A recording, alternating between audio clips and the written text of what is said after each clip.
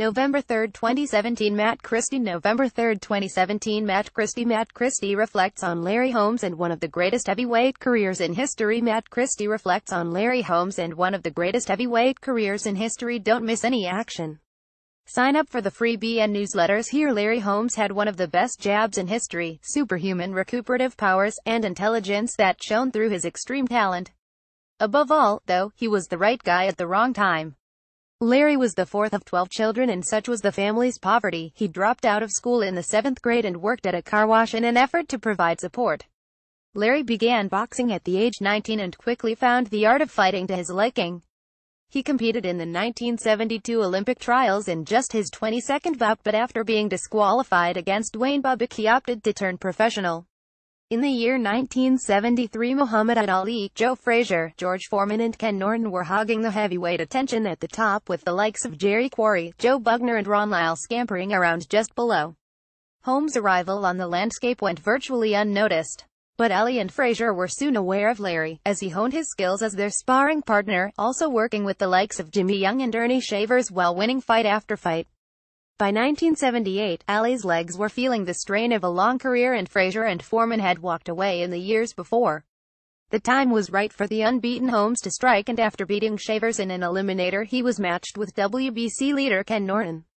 Epic is an overused word, but it sums up this incredible showdown. Power and pain collided as supremacy was tossed between the two gladiators for 15 of heavyweight history's greatest rounds.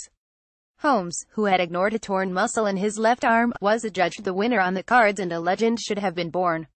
But the public were too busy pining for Ali, who, after years of sluggish form, had produced a performance that reminded everyone how special he once was when he revenged Leon Spinks to claim the WBA belt.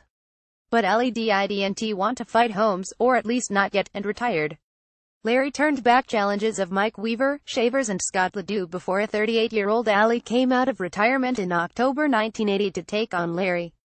The world wanted another Muhammad miracle. It never came, of course, as Holmes pounded the remnants of his friend into 10th-round retirement.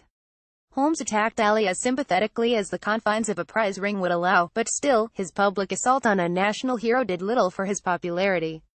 Nor did the fractured state of the heavyweight title, as fans were forced to recognize at least one other champion for the entirety of Holmes' 7-year spell at the top.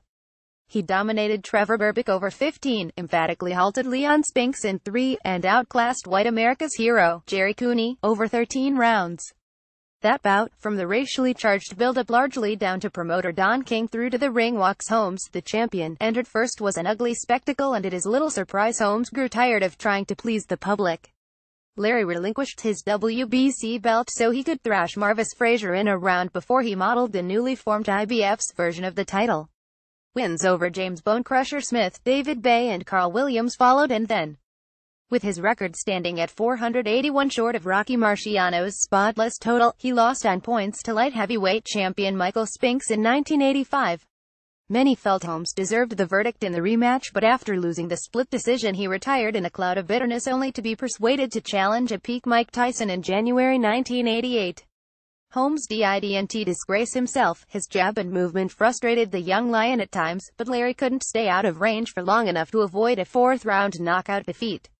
That appeared to be that, but with Tyson knocked off the perch and the George Foreman comeback doing big business, Holmes returned in 1991, aged 41. With the division almost as good as when he had originally entered almost 20 years before, Holmes proved his worth by remaining a contender for much of the decade, beating Ray Mercer and losing decisions to undisputed champ Evander Holyfield in 1992 and WBC boss Oliver McCall in 1995. He retired for good in 2002, arguably more popular at the age of 52 than had been before, when he outpointed Eric S. and took his comeback record to 213. Survivor. After controlling Ken Norton early, he allowed the veteran back into the fight, and it looked like Norton's fight going into the last, but Holmes rallied hard in the 15th to win a decision. Previously unknown Mike Weaver dragged Larry into a brawl in their 1979 scrap. Weaver looked like taking the crown until Holmes unleashed a savage right uppercut in round 12. The same year, Ernie Shavers landed a massive right hand in round 7 that looked like a winning blow. Holmes somehow recovered to stop Ernie 4 rounds later. Similarly, in 1981, Ronaldo Snipes cracked in a right hand that would have knocked out a horse, but Larry survived to win. Larry Holmes was ranked number 25 in the Boxing News 100 Greatest Fighters of All Time.